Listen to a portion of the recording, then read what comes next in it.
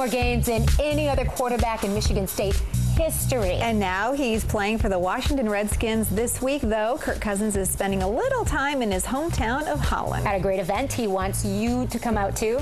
So, Kirk, we know it helps to be a solid guy for football, but what is this about this father and son pig out that you're going to be at? Yeah, tomorrow night in Holland at Crown Motors. I'm going to be signing autographs and giving a little bit of a talk, just a 5-minute talk on my relationship with my dad and what it means for a father and a son to have that relationship, and hopefully be able to just get some excitement and have some fans come out and be able to give back to the community a little bit. And tickets will be $5 and they're going to a charity, so it should be a great event.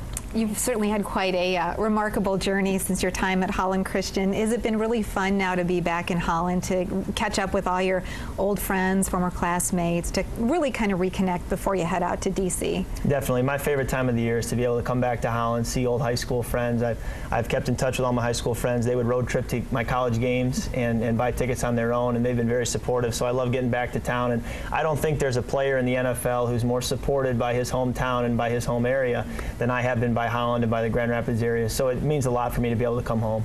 You know, you're entering the NFL, and that's really a big, big step. How are you feeling right now, and what do you think is going to be the biggest test of your faith as you begin this huge step in your life?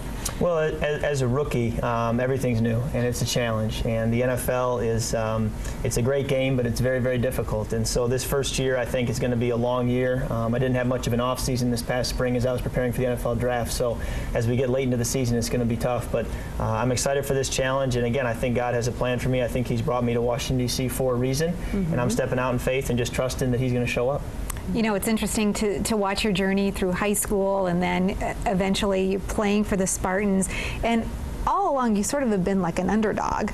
How do you feel now making this next step?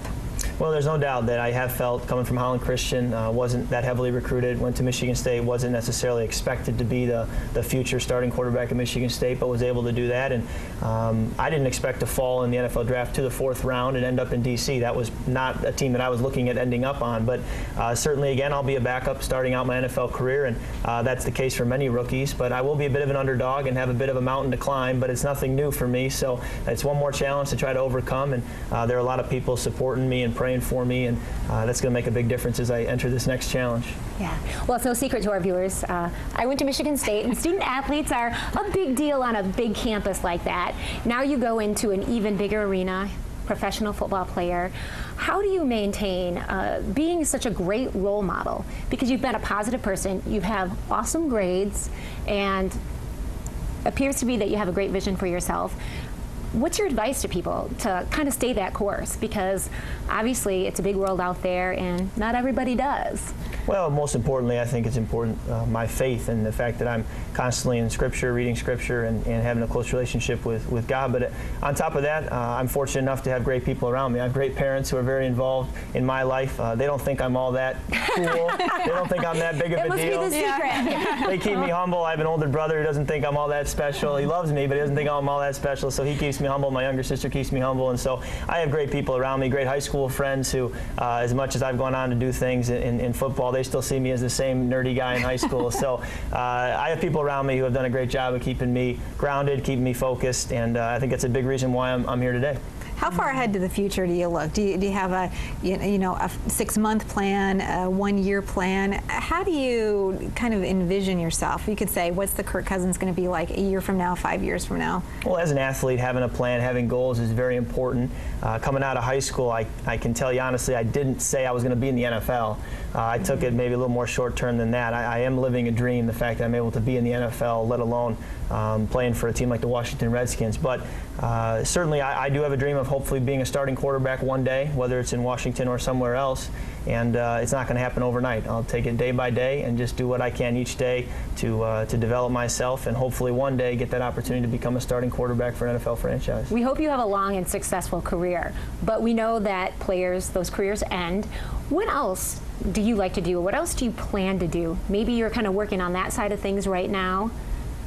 What's in your future? Well, that's a great question. I think that it's important in the NFL that your career doesn't last very long. And even if it goes 10, 12 years, you're only going to be in your early 30s when it's over, and you have a lot of life left to live. And there's a lot of opportunities because of the platform that football has in our culture. There's a lot of opportunities for NFL players, but it's important in the off seasons to take advantage of your time and develop yourself, because while there's an orientation going into the NFL, there's no orientation leaving. And so you want to be able to make a smooth transition out of your career into something else. So in the off seasons, I'll spend time looking at opportunities, whether it be sitting in a studio like this, trying to learn what it's like to be on TV and possibly have an opportunity in broadcasting. If not that, maybe in politics, maybe going back and becoming a high school coach and a teacher. But it's important that each off season I do some work to see what I want to do and make sure that I'm doing the work along the way, so that when my career ends, I'll be ready to transition. But at this point, it's hard for me to say. I don't really know. Any quick words for parents of young athletes? You know, our society is so focused on athletics. Any words for maybe a mom or a dad sitting out there who has a talented young athlete? Well, I think what my parents did with me was they always encouraged me to find a passion and to pursue it.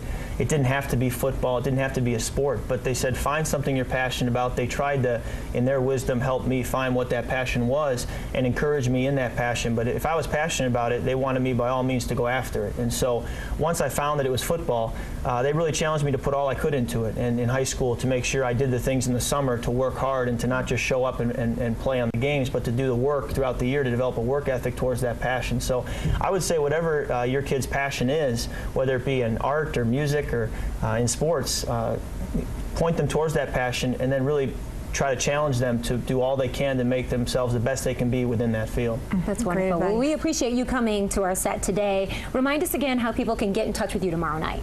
Well, Crown Motors is located just south of Holland near the Tulip City Airport.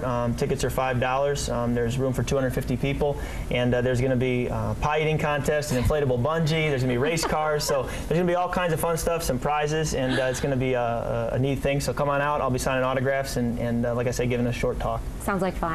Thanks, Kirk, and we wish you the best of luck in your career and everything you do. Thanks for having me on. Now practice it once. Go Redskins. Go Redskins. Go Redskins. And go Spartans. Yeah. We'll be right back.